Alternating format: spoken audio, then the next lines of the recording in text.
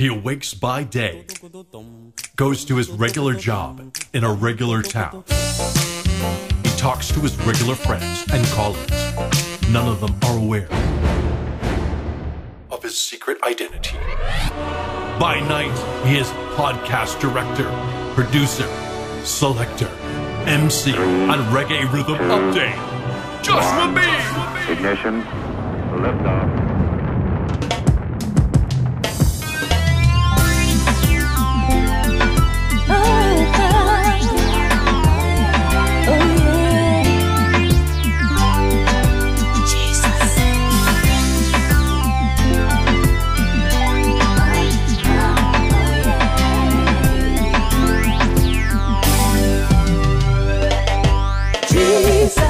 Jesus, you are the King of Kings. Jesus, Jesus, you are the Lord of all. Jesus, Jesus, oh Lord, you're everything to me. Oh, you set me free. You are my love, you are my life, you are my foundation. You give me strength, you give me joy. You are my salvation. Oh Lord, you are so good to me. You build me up, fulfill my dreams. That's why I sing, yeah. Jesus, Jesus, you are the Jesus, Jesus, Lord of Lords. Jesus, Jesus, oh Lord, you're everything to me. Oh, you set me free. You are my rock, you are my shield, you are my strong tower. You are the builder and the stone needing now this hour. You are so good to me. You build me up, supply all my needs. That's why I sing it. Oh, oh, oh. You are the King of Kings and Lord of Lords. Oh Lord, you're everything to me. You set me free. From the Golden Touch Studio, my name is Joshua B., and this is Reggae Rhythm Update number 80. And it's a very special episode, so it's nice that it's happening on a round number like 80. Part 2 of an interview and feature featuring Twiggy, and it's not actually a continuation of the interview that I recorded for episode number 38 with Twiggy, but it's a brand new interview. Twiggy is going to speak about her experience at the One Love Reggae Music Festival that happened on Mother's Day in West Palm Beach, Florida, and rubbing shoulders and vibing with Tanya Stevens, Nadine Sutherland, Third World, Tonto Metro, and Devante. She'll talk about breaking into the music business with help from Tinga Stewart, Boris Gardner, and Rudy Thomas. She recalls the Tachyon Japanese reggae magazine that I liked so much. She'll even go into video games and arcade machines in Jamaica. Of course, she'll talk about her role and responsibilities on the new album The Sun Shines Through, which you'll be hearing music from. The 10-year transition from physical media like CDs and records to digital files. Her faith in God. And we'll get into some personality questions like what are her favorite foods? Twiggy is one of my personal favorite artists, so enjoy this interview. It starts now. On Mother's Day, you performed at a big show in West Palm Beach, Florida, called the One Love Reggae Music Festival. I have a specific question to ask you about big shows like this with multiple artists, but first, just tell me about that show. That show was a very special show. It was one of the biggest shows for me coming out of hibernation, for a while, for 10 years. I did the Marcia Griffith show and all, but, that was last year. So this was the biggest show apart from the Haitian Benefit concert that I did with many different artists and, genres. This was one of the biggest shows because it had people like Third World, bands. Well, Third World was the biggest band on it. We had Nadine Sutherland, which is from my era, Tanya Stevens and Tonto Metro and Devante, and a whole lot of different mixtures and blend, and it was a pretty cool show for me. I really looked forward to it, and I thought that it was worth doing it.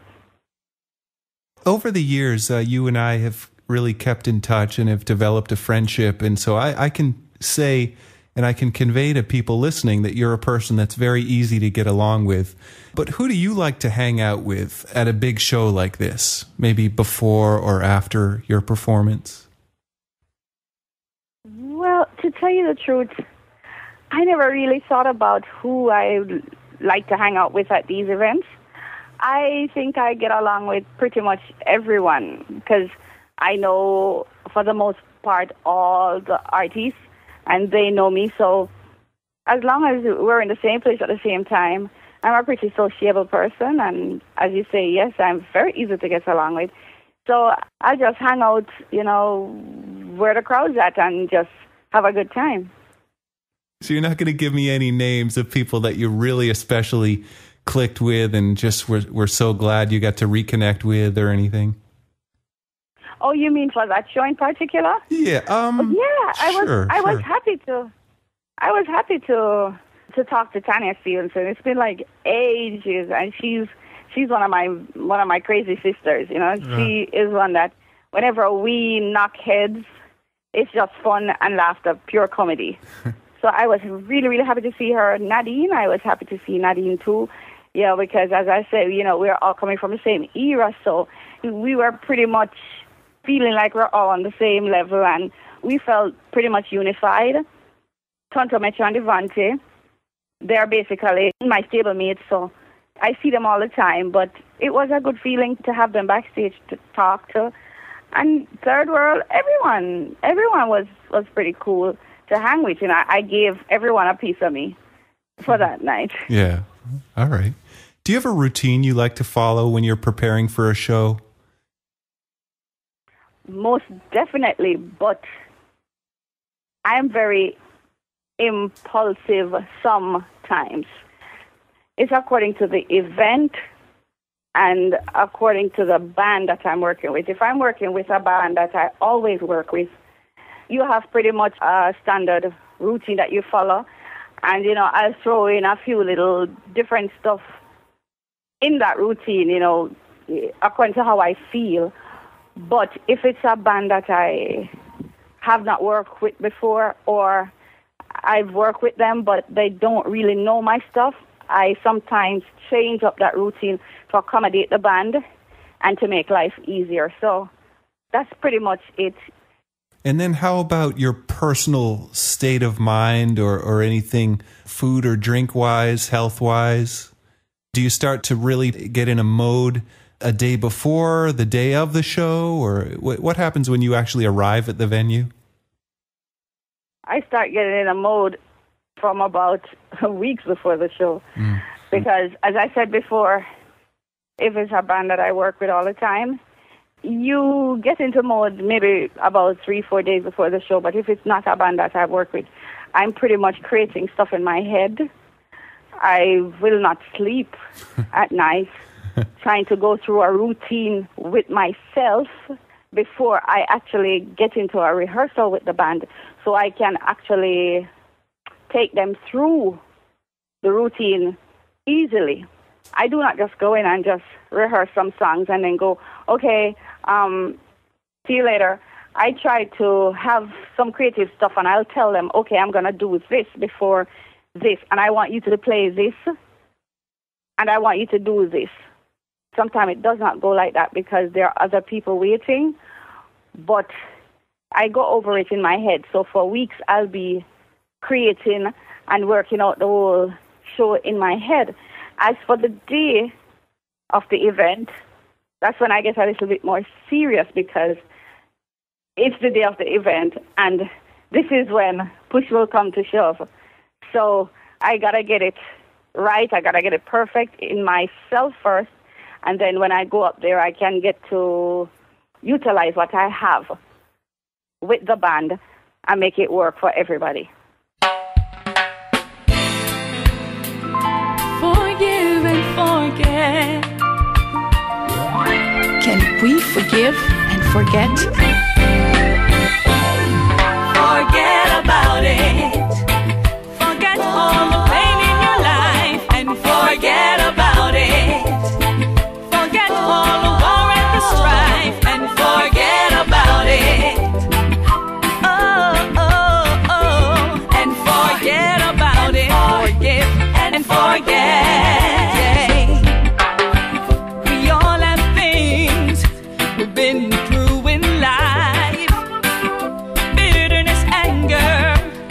bottled up inside. These all lead to revenge and even suicide. Just let that go and let God grow and leave it all to time and forget about it. Forget all the pain in your life and forget about it. Forget all the war and the strife and forget about it. Oh, oh, oh, and forget about it. Forgive and forget. Back to when you grew up in Jamaica and you had the inkling to get involved in music. How did you get involved in the reggae music scene? My sister, she was very close to Tinga Stewart at the time. Oh, yes. When, I was always singing in church and school and the whole works. I never really focused on singing too much, but I always loved it. I was more focused on dancing.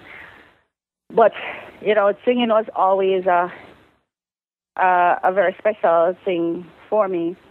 So how I got introduced to reggae music was because let me let you in on this, Josh.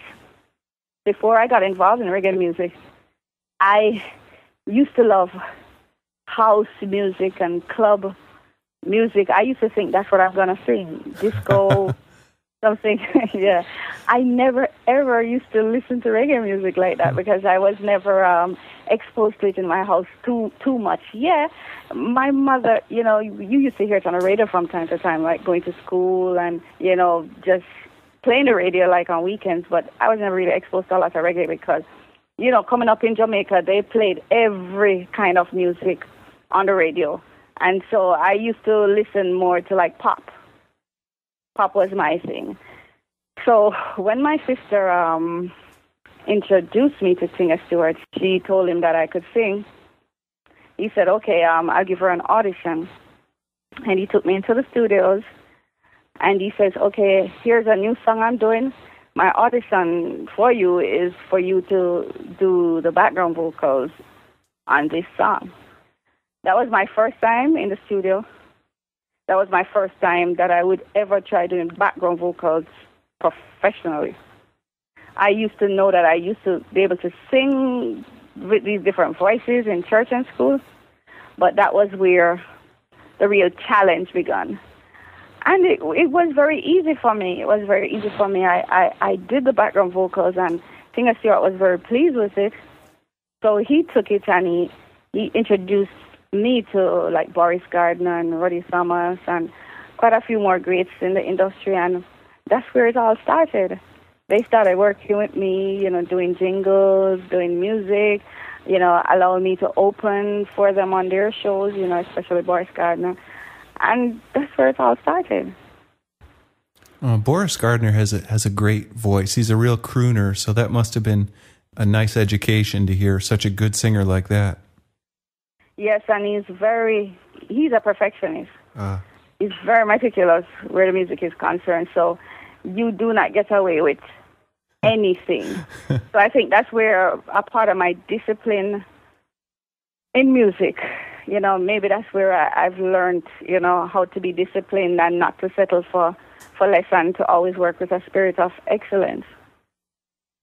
And you kind of wish more maybe in your business had that attention to detail and that focus on excellence. Okay. No comment. Hey, well, you know what? But it's true. But you know what? Whatever it is that they're doing out there, the ones that are not focusing on excellence and discipline, is working for them. Yeah. So, hey, what can I say? I should have listened back to our first interview because as soon as you said Tinga Stewart, I remembered that is how you broke in. But I like that story about Boris Gardner you told me, so we'll definitely leave that in. I'm just about to ask you about the new CD, but I have one more question about the old days. In the 90s, when I was buying your 7-inch singles, your name was sometimes spelled Twiggy. What's the story with the two different spellings? First of all, I got that name in high school from some There was a school called Kingston College. It was our brother's school. I went to a school called St. Hugh's High School, and it was our brother's school. So we always used to hang out with each other. I used to hang out with the boys for the most part. And they started calling me Tweety, like Tweety the bird, because they said I sang like a bird. But you know how it is when boys are loud and rowdy and they're calling your name like real loud out on the road. And so it ended up that Tweety started sounding like Twiggy. So, we said, you know what, let's just go with Twiggy because it rolls off your tongue much easier. So all this time, I did not know that there was an actress and singer and model in England called Twiggy. All this time, I did not have a clue, and I guess they did not have a clue either. So we started out spelling it, Twiggy. But then my first trip to England, all the people were like saying, we want to see the Jamaican Twiggy. We want to see the Jamaican Twiggy. And I'm like, what are they talking about? When they saw me, they were like, oh, yeah, we prefer her. And then they started telling me the story. Yeah. And so I was like, you know what? For my sake, I do not want any clashes or to go into any copyright infringement. So I changed it from a Y to an I. But for the most part, a lot of people, you tell them a million times or you write it a million times that it's Twiggi, but some people still put it with a Y even now. So that's the story of the different spellings. Interesting. You wonder about artists who are primarily kind of for hire, working with producers, and they don't have that control. And you can see what can happen. For years, you've been asking for it to be with the I at the end, and sometimes it comes out with the Y. And that brings me into my next question. Tell me about some specifics about The Sun Shines Through. What exactly was your role in making this album happen? And what did you delegate to others? And who else helped you complete it? Okay, this album, The Sun Shines Through, was an album that was never, ever in my plans to do. It was just a vision from the Father himself, and he gave me the instructions and the push to go ahead and make this album. So he allowed me to be the producer along with all the other producers on the album, which I'll talk about in a minute, and also executive producer. So he gave me the role to, be a writer on the album, to produce, and to get all the different things that had to be done for the album done, and he's still giving me the ownership of everything right up until now. As for the people who worked on this album, I never really had to delegate anybody. They were all delegated for me, even before I knew it. I was, What does that mean? I was, as I say, it's all a spiritual thing because, as I said, I was given the instructions to go about doing it. I did not have a clue because I've never done production before. I've always just go in and do the singing and someone else does the job. So this was something new to me. But as soon as I prayed about it and I went out there and put my foot in the water, everything started falling into place. So that is why I tell you, I didn't delegate anything. Everything and everybody was all put into place for me already. So, when I started shopping around for who to work with and how to go about doing it, all these people, they just fell right into my plan. So, people like Computer Paul, Straight Cash Crew, Lina Judah Sounds, Benji Myers, all of these people were people that actually just came into the picture. I mean, I've known them for years. They just came into the picture and it just happened. They just made it happen.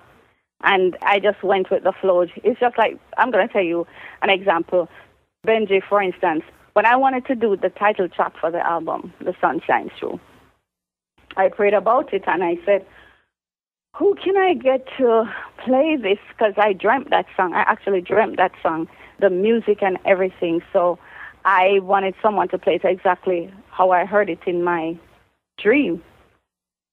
And I heard in my spirit Benji Myers, and I'm like, Benji Myers? I haven't seen Benji Myers for years. I don't even know where to find Benji Myers. I kind of like dismiss it because I'm like, I don't even know where to find Benji Myers. Why did Benji Myers come in my head? Funnily, I was supposed to be going to a party in the afternoon. A musician was keeping his wife was keeping a party. It was like one of those, what do you call it now, like lotion, perfume kind of parties. People come in and test the things and they buy it. And the radio disc jockey, he called me and he said, I'm going. Are you going? And I'm like, yeah. And he says, yeah, because my brother Benji Myers coming in too, and he's coming. I'm like, what? Did you say Benji Myers? And he's like, yeah. I'm like, okay. And as I entered inside that party, Benji greeted me, and he was like, oh, my gosh, one of the top voices out of Jamaica, your voice. When you hear your voice, everybody knows that it's your voice. And I said to him, speaking of that, Benji, would you produce one of the songs on my album? And he just said to me, it's about time. And that's how it happened. He's another real quality. Sorry. Quality. Yeah, when you think of quality guys who put in the work, he kind of is on a short list. We went into the studio on Monday, and we just did the song.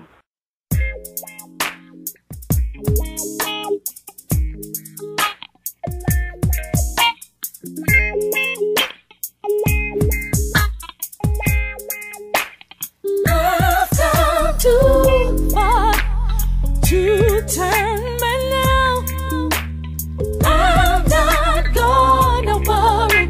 I won this race somehow. I will follow you and do all you want me to do. I'm walking in my blessings. Now the sun shines through. I will praise you, Lord, for all the things you have done. I will magnify,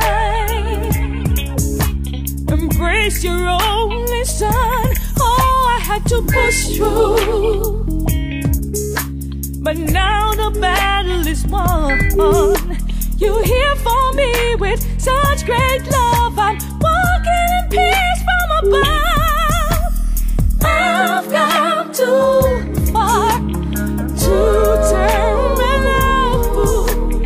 I'm not gonna worry. I won this race somehow.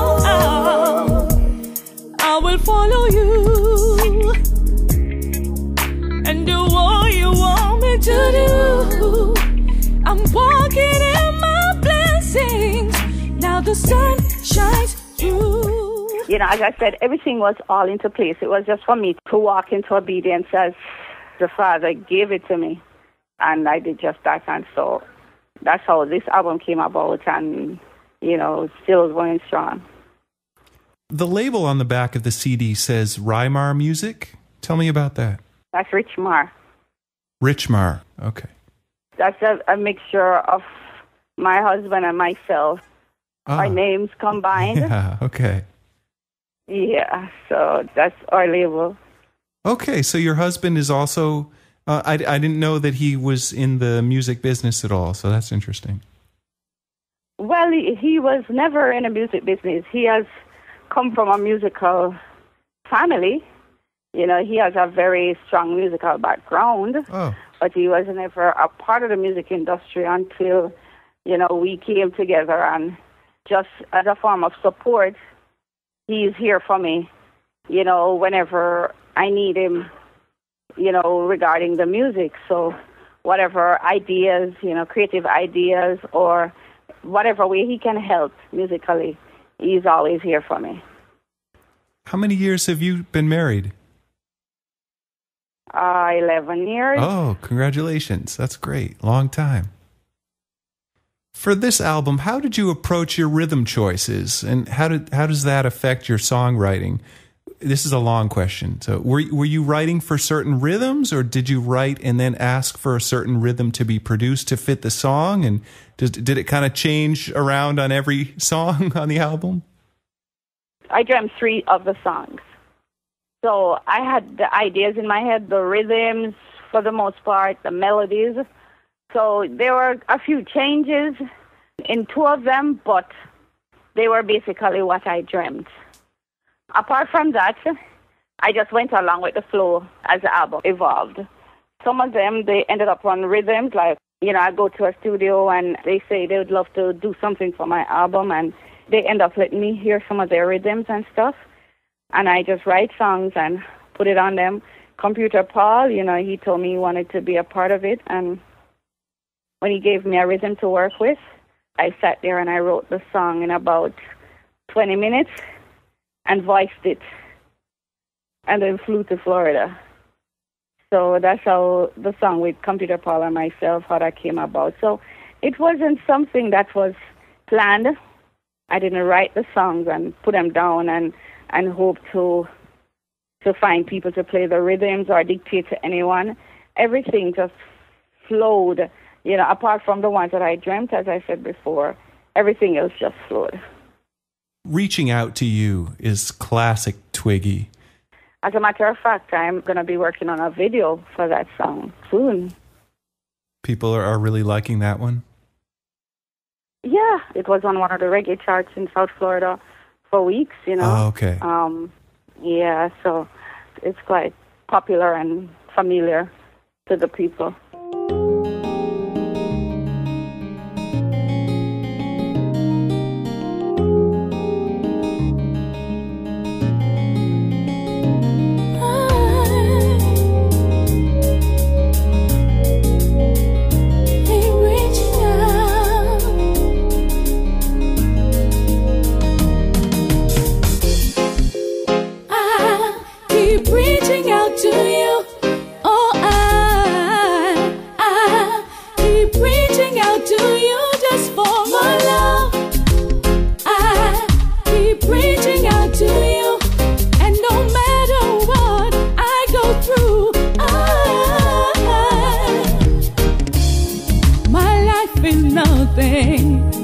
Without you in it, I only want more of you. I just can't resist. Fill my cup, yeah, let it overflow. I'll hold on tight, please never let go. I'll keep reaching out to you. Oh, I'll keep reaching out to you just for my love. I'll keep reaching out to you, and no matter what I go through, The lyrics on Angels I really like, especially the verses. Do you recall those lyrics, and can you tell me about them? Because I wasn't sure that I understood everything that you were singing about. The lyrics for Angels, that was spiritually motivated, and it was a lot of creativity on my part, because I combined the 2 scriptures, Psalms 91 and Psalms 121. Those psalms were the psalms that I used to pick and choose what lines and sentences I wanted to use in order to make up the verses. So if you notice, a song that's speaking about your protection, that the angels are encamping around about us to keep us in all our ways, In order to put it together, I had to make both of them work together. So if you go check out those 2 psalms, you will see a lot of what I wrote about in Angels.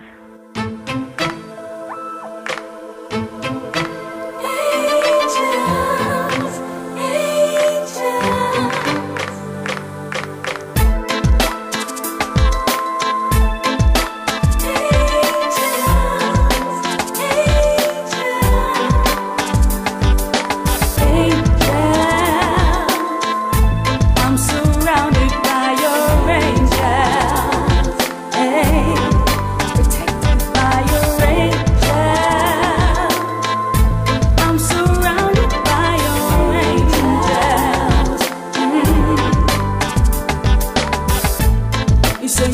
not suffer my foot to be moved. You will not slumber, will not sleep. Oh no, no evil shall befall. They gotta let me be with your arms around me. Demons are gonna flee. I'm surrounded by your angels. Hey, protected by your angels. I'm surrounded by your angels. Foundation fall at my side. 10,000 and my right hand. 'Cause you're my guide. No plague shall come near my hiding place. 'Cause your angels keep their charge over me. On my ways, angels. I'm surrounded by your angels. Hey, protected by your angels. I'm surrounded by your angels. I know The Sun Shines Through took longer to complete, I'm talking about the CD, and release than you had originally hoped. What were some of the challenges in getting it out there? The typical. I started out with some people originally, and they ended up, I guess, because they couldn't get their way with certain things, they ended up thinking that they should try to sabotage the project. That was a little setback for a minute. Then, as I said before, I've never done production before, so it was also a learning process. And this project came about at a time when I had basically withdrawn myself from the industry. So even financially, it was a challenge. But it took its time, and it happened with patience, faith, and perseverance. I pushed through by the grace of God, and it happened. So it was just the typical challenges that everybody else go through. I mean, for the most part, it was smooth sailing. It was very smooth sailing because everything, as I said, was in place for me before I even started the project. But, you had, complications that came because of man-made, what should I say now? Because of greed and ignorance and no love in people. So, you always have those fights and those hindrances in anything you do, especially when you're trying to move forward. When something like that happens to me, I always like to say, well, at least I saw the person's true colors, and now I'm over it and I can move on. Well, yeah, definitely, because I saw those colors. They were really, really dark, not bright at all. And yeah, I did move away. Because even in the scriptures it says you have to separate yourself. So I realized that, it was time. One guy who's a mutual friend of ours, I know, has been there for you, he at least got involved at some point in the project. I know Russell Gerlach was helpful in getting you some distribution links. Do you want to mention him at all? Oh, yeah. I'd be happy to mention Russell anytime. Russell is like one of my little angels sent to watch over me, and he has been my friend for many years. And we did not even see each other for many years, too, or even talk to each other. But then as soon as this project came up, as a matter of fact, you mentioned to me that, hey, you should check out Russell and stuff like that. And the minute I called Russell, he never turned his back on me. Even now, Russell has played a major role in a lot of stuff that has been going on with this album. And a lot of things that Russell has helped me to do, I know it's just by the grace of my God. I would not have been able to do it by myself. So I know he was sent for such a time as this to help me along and to take me through the rough times and through the process. Thanks, Russell. All big up to you, and you do a great job. You're an excellent marketing and PR person, and even more. And you're a great person apart from that too, and brother. Give thanks for Russell.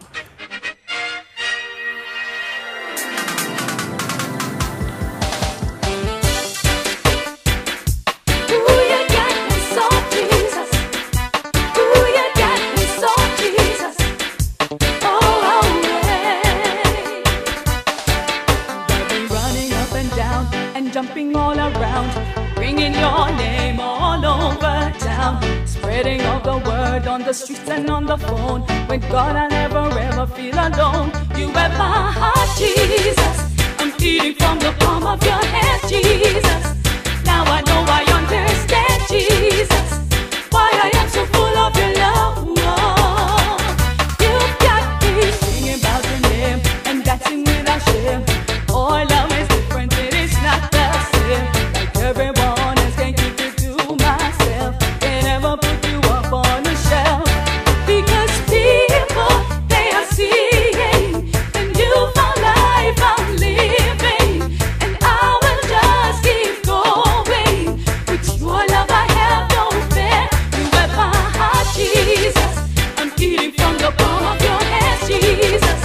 Now I know I understand, Jesus, why I am so full of your love. Oh, you have my heart, Jesus. I'm eating from the palm of your hand, Jesus. Now I know I understand, Jesus, why I am so full of your love. Oh. A couple of years ago, you sent me a 3-track promo CD called Presenting Twiggy. Why weren't Full of Your Love and Speak Life included on the new CD? Full of your love. I don't know. Eventually, I don't know. I just felt like it would have ended up being a 13-track album. I never felt like I wanted it to be a 13-track album. And Full of Your Love is just one of those fun songs that I thought could just hold its own. I still perform it all the time, and I don't know why everybody asks me that same question, but I just thought that it wasn't necessary to be on the CD. As for Speak Life, that was never one of my songs that I really came up with or, thought about recording it. It was through some other producers, and yes, I co-wrote it, but it was never one of my favorite. The lyrics I love. But the style was never really one of my favorites. So I never thought that I had any need for that song on the album. Okay. Recorded music distribution has changed so much over the last even 10 years. What do you think of the move from physical media, like records and CDs, to digital files and subscription services? It's a two-way street, because it's good for independent artists nowadays, because, with independent artists, they can never really get physical distribution, unless you're with a major company, you're just there. Your project will just go unheard or unseen. But with the digital now, you can always, as long as you have access, you can go on and get your stuff done and make money while you're sleeping. But the not so positive side of it to me is, even though you get that access, if you don't have major marketing behind your product, you still won't see any benefits from the digital distribution if you do not have major marketing and promotion. Yeah.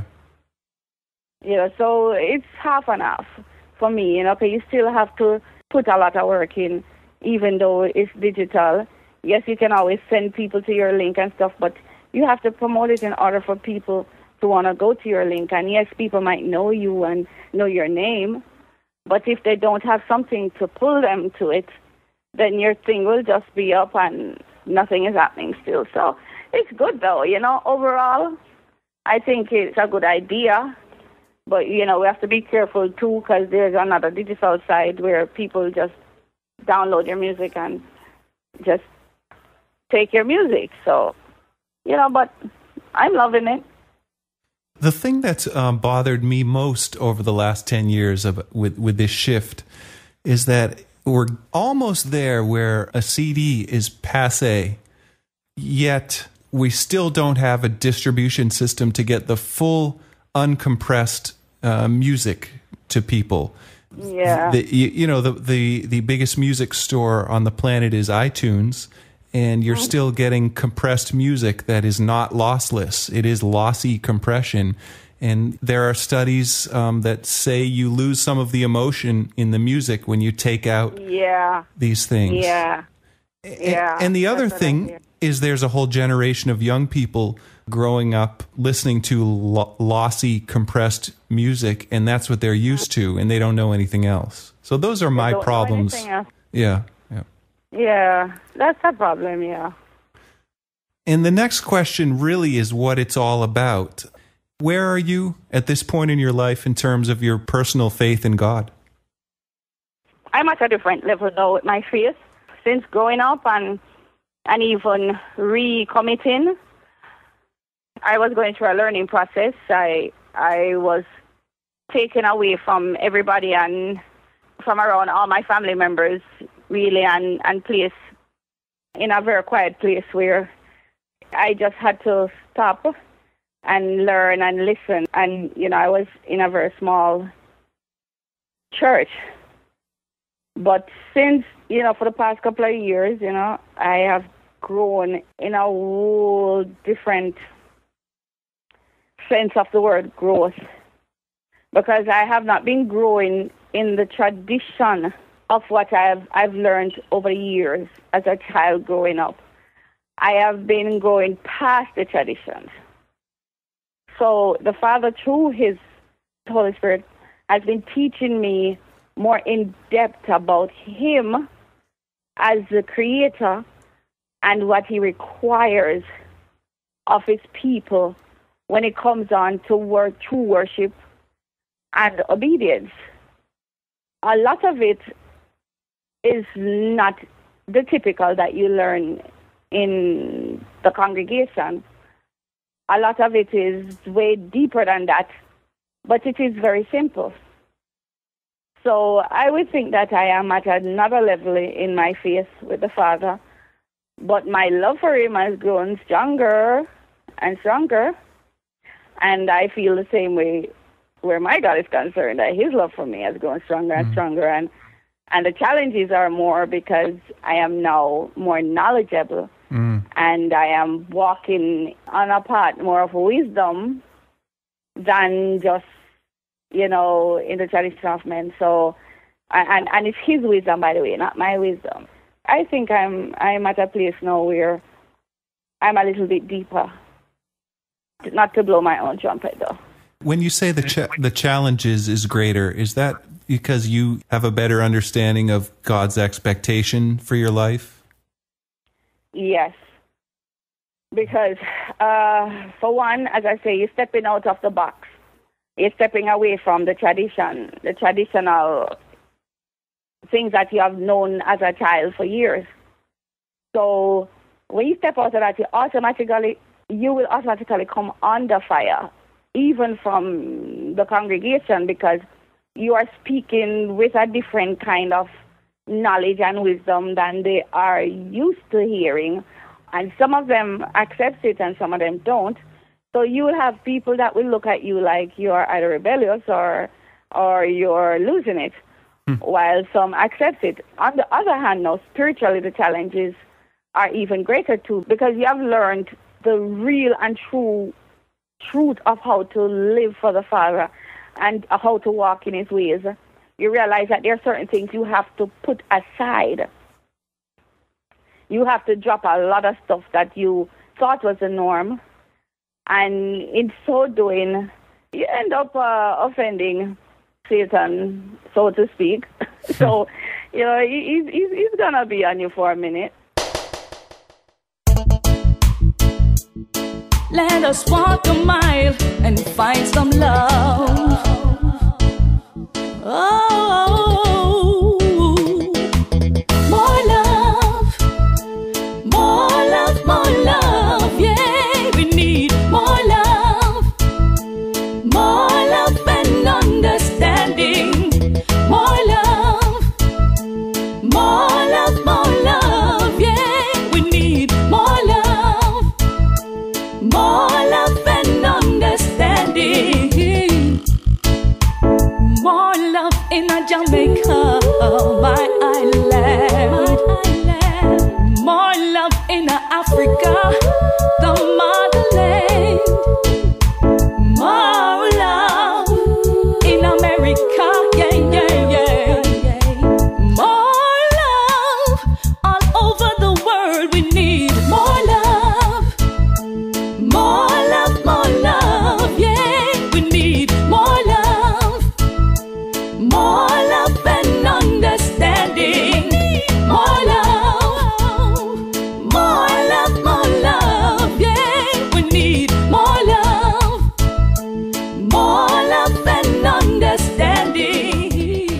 let's see, we spoke last year and we touched on Seventh-day Adventists, and you told me you had been researching the Sabbath and actually worshiping on Saturday as well as Sunday. Can you give me an update on that? That's one of the things over the years that the Father taught me, that the seventh day was his Sabbath, and we should always remember to keep it holy. So even though I've grown up going to church every Sunday, which is automatically the first day of the week, I had to commit and discipline myself to see the seventh day as a Sabbath, because I've grown up all my life hearing that Sunday is the Christian Sabbath. So that is one of the things that I had to learn how to discipline myself and do differently. Even though I do that, I still go to church, the congregation, I should say, on a Sunday. For some people, they look at me like I'm very conflicting. Like, you go to church on Sunday but worship on the Sabbath, make up your mind. But there's no mind to make up. You can attend the congregation any day of the week, but the seventh day is the Sabbath for me. That's how the Father put it in my spirit. So any other day, I will do any other stuff. I'll work, I'll do every other stuff, and I'll go into the congregation. But on the seventh day, even if I do not go into the congregation, I take the time out to rest and meditate on my God. So that's one of the first things that he taught me. In going into that, he started teaching me other stuff that he wanted me to do. I'm not a part of no denomination, so I do not consider myself a Seventh-day Adventist. I am just a Sabbath keeper. I'm just trying to walk into the commandments and the ordinances of the Father. Thanks for, opening up to me and the listeners about where you are now and what you've learned. I think that's neat. Now I'm going to ask you some personality questions so we learn a little more about you. Where is the greatest place in the world to live? Oh, wow. Geographically. Oh, man. I don't know. There's so many nice places, I mean, wow, that's a hard one. That's a hard one, Joshua, because there are so many lovely places in the world to live. I never really took into consideration which one is the greatest, to say the truth. Oh, I do. Yeah, I used to love Japan a lot, but, I used to always say Japan is my favorite place, but it's still my favorite place. But, there are many, many great places, I mean, I love Australia. I love all of them. Did you have something that was released in Japan, though? I had several singles, yeah. Okay. That was released through this company called Tachyon and Sony Records. Yes. Tachyon had a wonderful, thick, glossy magazine. Do you remember it? Oh, yeah. I still have some of my old ones. Yeah. Yeah, I still have some of them that I kept as my little souvenirs, memories. Yeah, you were in that quite prevalently for a number of issues, right? Yeah, I was considered like a little Japanese girl there. The people said I was like a typical Japanese girl. They love when I sing Japanese and stuff. I was there a lot. That was like my second home. Well, my third home, because, New York was always like my second home. I had to do a lot of recordings and concerts and, a lot of showcases, introducing myself to the crowd. So, yeah, I was in those magazines a lot. I just loved all the work that went into them. The scans of the 7-inch singles, I had not really seen such high quality, like a high quality presentation for just a little old 7-inch single. The way they looked so sharp graphically, and then you knew there were some great reviews there, although I couldn't read them. And then they would do features on different rhythms. It seemed to have so much great content, and it was so thick, that publication. Yeah, it was. But hey, that's the Japanese you're dealing with. They are perfectionists, They will take something that's normal and make it into something not normal. Special, yeah. Yeah, they're good at making things special, and they did a great job, I would think, too. What is your favorite meal to eat? Oh, that's another hard one. I love food, Joshua. I love food. Don't let my weight fool you.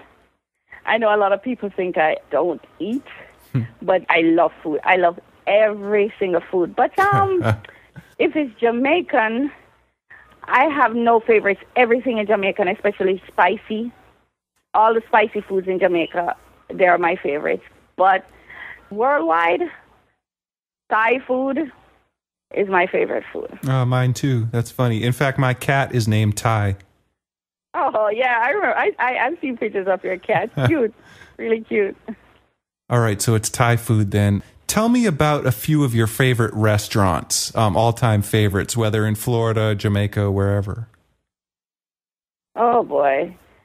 Most of my favorite restaurants have been Thai all over the world, yeah. Oh. All over the world. I try to find a Thai restaurant everywhere I go all over the world. But I've been to Japanese, not necessarily in Florida. You know, as I say, in different parts of the country too.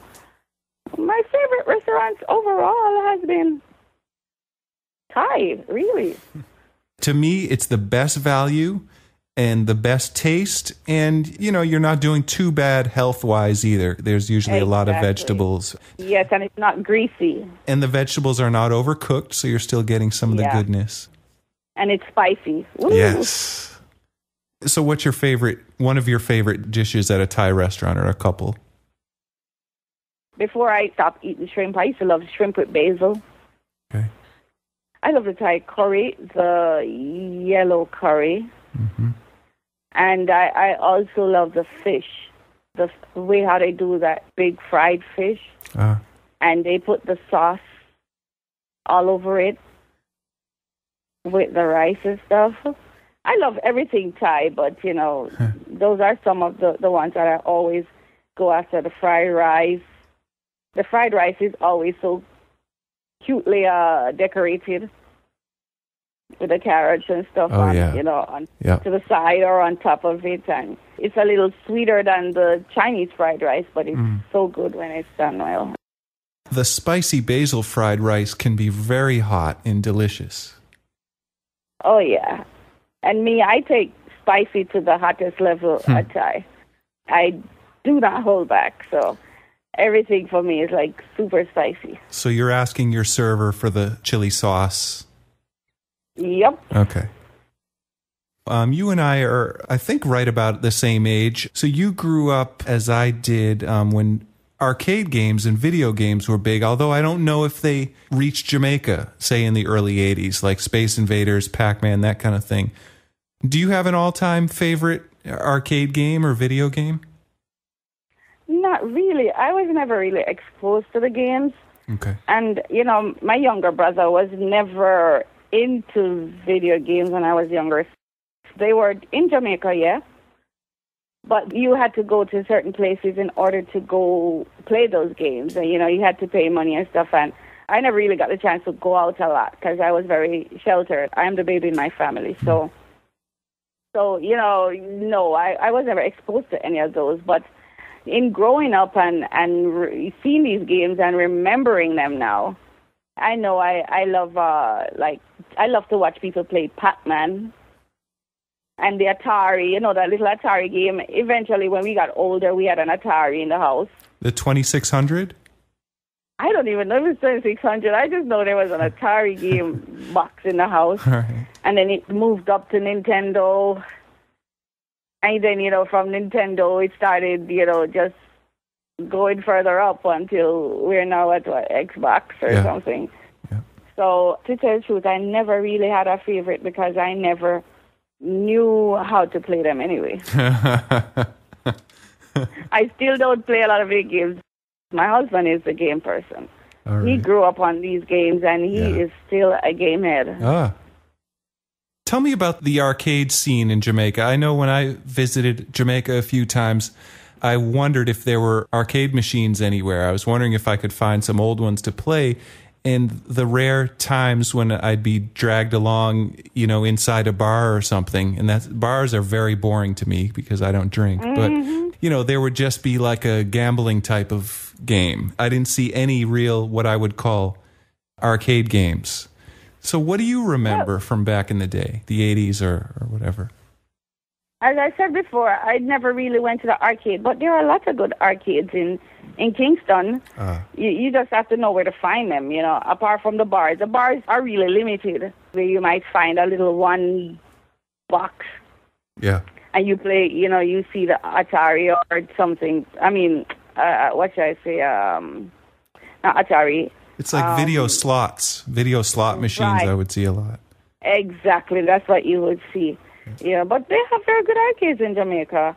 I just cannot come off the top of my head right now and tell you where one can be found. But, you know, I have seen really nice arcades in Jamaica that has X amount of games that you can play. You know, you can pick, choose, and refuse. But as I said before, I was never one to really play these games.